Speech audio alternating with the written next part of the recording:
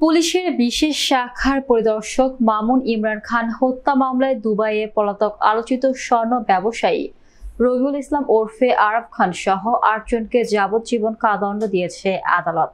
বুধবার ঢাকা মহানগর দায়রা জজ জাকির হোসেন এই রায় ঘোষণা করেন। আরাফ খান ছাড়া এই মামলার আসামিরা হলেন আরাফ খানের সাবেক স্ত্রী সুরাইয়া আক্তার কিয়া, রহমতুল্লাহ, স্বপন সরকার, মিজান শেখ, আতিক হাসান, সারুর হাসান ও দিদার পাঠান। এদের মধ্যে আরাফ খান ও তার সাবেক স্ত্রী সুরাইয়া আক্তার কিয়া পলাতক রয়েছেন। গ্রেফতারের বাকি ৬ আসামিকে রায় ঘোষণার আগে আদালতে আনা হয়। রায় ঘোষণা শেষে সাজা পরোয়ানা দিয়ে তাদের আবারও কারাগারে পাঠানো হয়। উল্লেখ্য, ২০১৮ সালের ৭ জুলাই রাজধানীর বনানীতে খুন হন পুলিশ পরিদর্শক মামুন। ২ দিন পর ৯ জুলাই গাজীপুরের একটি জঙ্গল থেকে তার মরদেহ উদ্ধার করা হয়।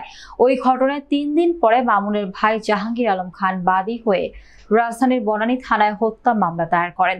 তদন্ত শেষে ২০১৯ সালের ৩১শে মার্চ এই মামলায় আরাফ খান, রহমতুল্লাহ সহ ৮ জনকে অভিযুক্ত করে আদালতে চার্জশিট দেয় পুলিশ।